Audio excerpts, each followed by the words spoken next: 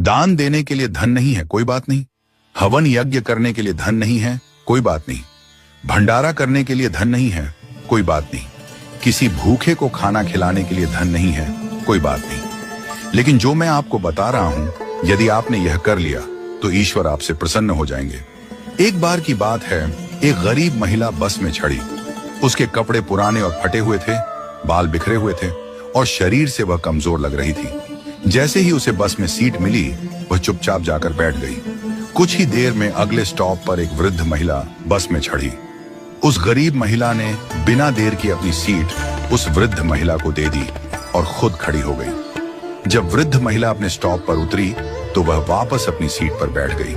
थोड़ी देर बाद एक छोटी बच्ची बस में चढ़ी। बच्ची को खड़ा देख उस महिला ने फिर से अपनी सीट दे दी और खुद खड़ी हो गई। बच्ची का स्टॉप आने पर वह वापस अपनी सीट पर बैठ गई। इसके बाद एक गर्भवती महिला आई।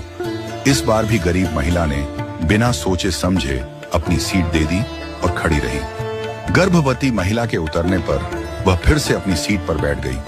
थोड़ी देर बाद एक सामान्य महिला बस में चढ़ी। वह न वृद्ध थी, न बच्ची, न गर्भवती, पूरी तरह स्वस्थ लग रही थी।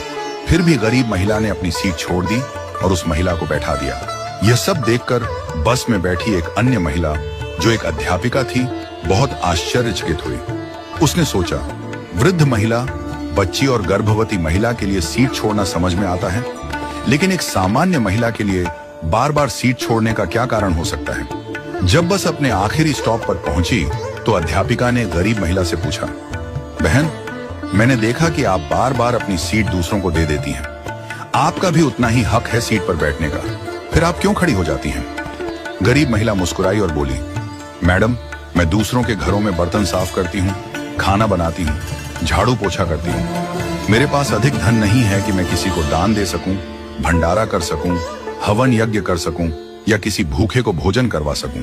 लेकिन मेरे पास मेरे कर्म हैं और मैं अपने कर्मों से दान करने की कोशिश करती हूँ। उसने आगे कहा, मेरे अच्छे कर्म ही मेरे ईश्वर के खाते में बैंक बैलेंस बढ़ा रहे हैं। इन्हीं कर्मों के कारण मेरा परिवार सुखी है। मेरे बच्चे पढ़ाई करते हैं, मेरा पति मेहनती और समझदार है। हमारे पास बहुत अधिक नहीं है, पर जो है उसमें हम खुश हैं।